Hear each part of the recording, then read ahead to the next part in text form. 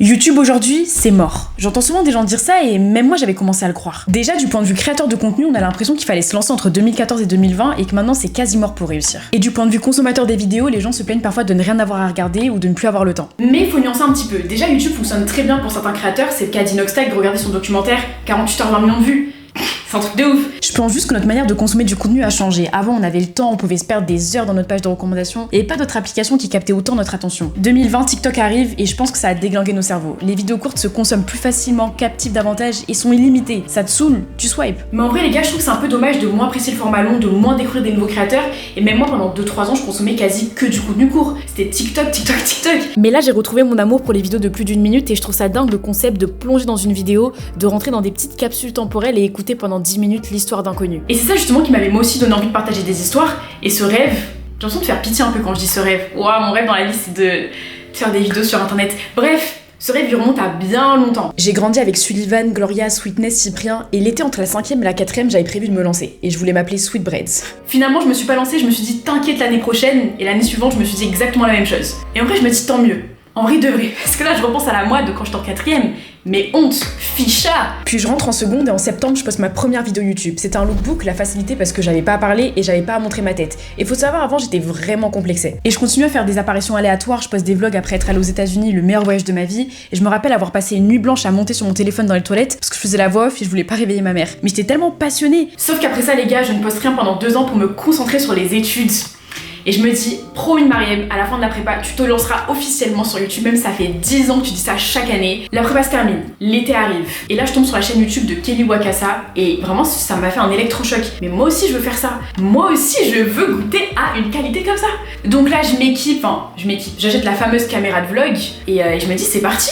Je décide de filmer la première semaine de rentrée, j'étais grave motivée, j'étais trop heureuse. En vrai, le début de l'école de commerce, c'était d'art, les gars. J'ai eu des bons retours, même si c'est pas trop le type de contenu que j'aimerais faire aujourd'hui, sauf qu'après cette vidéo, je ne poste plus rien, je disparais. Et la raison, c'est que j'ai vraiment passé une année de merde. De base, je suis une rêveuse, je suis motivée, mais cette année-là, j'étais perdue. J'avais plus d'étincelles en moi, j'avais pas envie d'allumer la caméra, et c'était une des premières fois de ma vie où je visualisais même pas le futur, en fait. Donc je rate mon année scolaire, et là, c'est mon déclic. Je me rappelle que j'ai des rêves et que je me résume pas qu'à l'école. Donc sur un coup de tête, je prends une année de césure, et je me fais la promesse de me consacrer 100% à mes rêves, et de retrouver mon étincelle, et aussi d'arrêter de procrastiner. Et là, je passe mon mois de janvier 2024 à créer des moodboards, à chercher ce que je veux apporter au monde, à me trouver. Je deviens passionnée par les films, la cinématographie, c'est ce que je veux faire. Je veux raconter des histoires et créer de l'art. Et je veux que les gens plongent dans mon univers. Et je fonctionne un petit peu par obsession. C'est soit je m'investis à 100%, soit je calcule pas. D'ailleurs, c'est pour ça que j'ai raté ma première année d'école de commerce. Et à ce moment-là, j'ai une idée en tête, faire des vidéos comme des films. Je mets toutes mes économies dans le matériel. En janvier, j'achète ma caméra, mon trépied, mes micros. J'ai plus de thunes, ma mère pense que je suis folle. Elle a pas tort. Par contre, elle m'encourage comme personne. Elle a téléchargé TikTok et Instagram pour suivre tout ce que je fais. Il lui manque juste peut-être les notifications YouTube.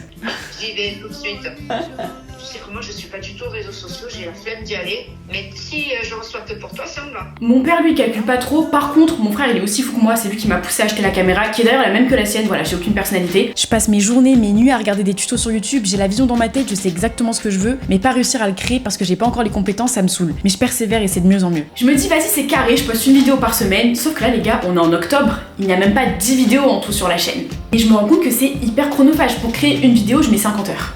50 heures. Bon, en même temps, il y a l'étape du script, après il faut tourner, après il faut monter, et puis vu que j'apprends en même temps, ça prend encore plus de temps. Mais donc, impossible de tenir le rythme si je voulais être sur les autres plateformes, Insta et TikTok. Sauf qu'aujourd'hui, si tu veux te faire connaître, c'est un peu plus simple de partir sur les autres plateformes. Donc moi, je suis une grosse lâche, j'ai lâché YouTube, je me suis dit ok. Et les seules fois où je revenais sur YouTube, j'étais tellement matrixée par le fait d'apporter de la valeur ajoutée aux gens, je me disais tu dois être utile, qu'au final je me suis un peu oubliée dans mon contenu et je mettais pas du tout ma personnalité en avant alors que de base, c'est ce que je kiffe faire, mettre ma personnalité en avant. Vous voyez, je suis pas une petite... Enfin, je sais pas quoi dire en fait, là j'ai flop. L'année n'est pas finie, il reste 2 mois et du coup j'ai envie de me lancer un dernier défi pour cette année, c'est de poster une vidéo par jour pendant les vacances de la Toussaint. Voilà, ouais je suis ce genre de meuf. Non par contre je suis juste folle, hein. Je suis complètement tarée. J'ai noté des idées d'activités simples et cool à faire pendant les vacances. Après la bucket list d'été arrive la bucket list d'automne finalement. Je veux encore plus partager mes moments de vie, mes amis, ma vision des choses. Et on est polyvalent en plus. On rigole l'après mais le soir on a une discussion sérieuse sur le canapé et on refait le monde, vous voyez. Je vais pas vous mentir, je panique un peu parce qu'en moyenne je mets 30 heures à monter une seule vidéo. Sauf qu'il n'y a pas de 30 heures dans une journée. Et même mon entourage n'est pas très confiant parce qu'ils savent à quel point je me la donne. Et ils sont en mode Mariem, c'est pas possible de produire des vidéos comme tu veux produire en seulement une journée. 15 c'est très bien. Mais 15, je vais pas te mentir, en toute honnêteté, je pense pas que tu feras 15. C'est beaucoup trop en fait.